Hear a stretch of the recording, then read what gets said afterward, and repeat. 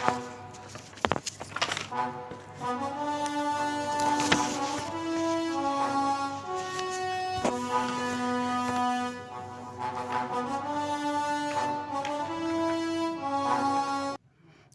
నమస్కారం. Jamie Prem's YouTube ఛానల్కి సాదర స్వాగతం. అలనాటి ఆలముత్యాల శీర్షికలో ఈరోజు మనకు దొరికిన ఆణిముత్యం గులేబ కావళి కథ. శ్రీనారాయణ రెడ్డి గారు రాసిన ఒక పాట, ఒంటరినైపోయాను ఇక ఇంటికి ఏమని పోను అనే పాటకు సాహిత్య సంగీత విశ్లేషణ చేయడానికి ప్రయత్నం చేస్తాను. ఎక్కడైనా మిస్టేక్స్ ఉంటే కొంచెం చెప్పండి, నేను సరి చేసుకుంటాను. మాపై అభిమానంతో మా వీడియోలు చూస్తున్న వారందరికీ పేరు పేరున హృదయపూర్వక నమస్కారాలు తెలియజేస్తున్నాను. ఈ వీడియో పూర్తిగా చూడండి, ఆసక్తికరమైన అంశాలన్నీ ఆఖరినే ఉన్నాయి.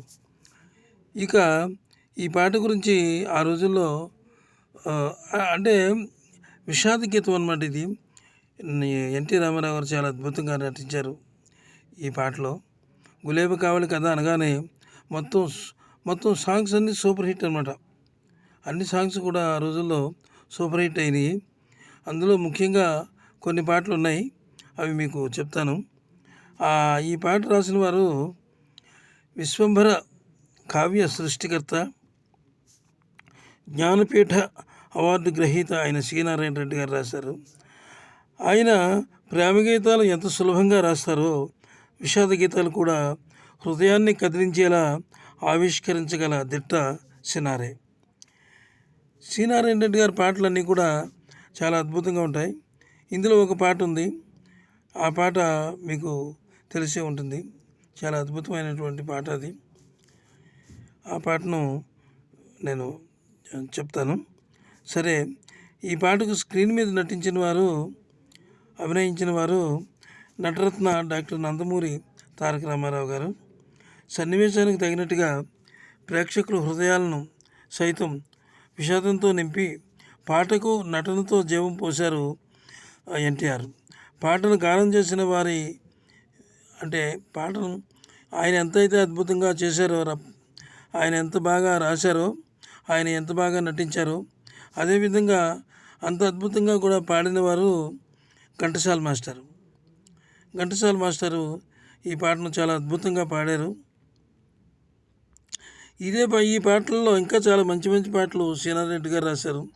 నన్ను దోచుకుందుబట్టే వన్నెల దొరసాని అనే పాట ఆనాడు చాలా పాపులర్ అయింది. ఘంటసాల గారు ఈ పాటను రచయిత రాసిన పదాలకు భావోద్వేగాలను సమపాళ్ళుగా కలిపి మధురమైన కంఠంలో ప్రేక్షకులను కంటతడి పెట్టించారు ఘంటసాల వారి పాటల గురించి మనం ఈరోజు చెప్పుకోవాల్సిన పనేం లేదు. ఆయన గాన గంధర్వుడు. ఆయన కంఠంలో తిరగనటువంటి మెలోడీ అది అంత అద్భుతంగా ఉంటుంది. ఇక సంగీతం విషయానికి వస్తే జోసెఫ్ కృష్ణమూర్తి గారు సంగీత దర్శకుడుగా, శ్రీనారాయణ రెడ్డి గారు రచయితగా ఈ చిత్రంలోనే వచ్చారు. ఇదే వారికి మొదటి చిత్రం. జోసెఫ్ గారికి కృష్ణమూర్తి గారికి ఆయన ఫోటో లభ్యం కాలేదు, గ్రహించండి. ఆయన పాటలన్నీ హైలైట్గా ఉన్నాయి. ఆయన ఫోటో లభ్యం కాలేదు కాబట్టి గ్రహించమని కోరుతున్నాను. అయితే ఈ పాట ఎంత అద్భుతంగా ఉందంటే, ఈ విషాద గీతం అందరికీ తెలిసిందే.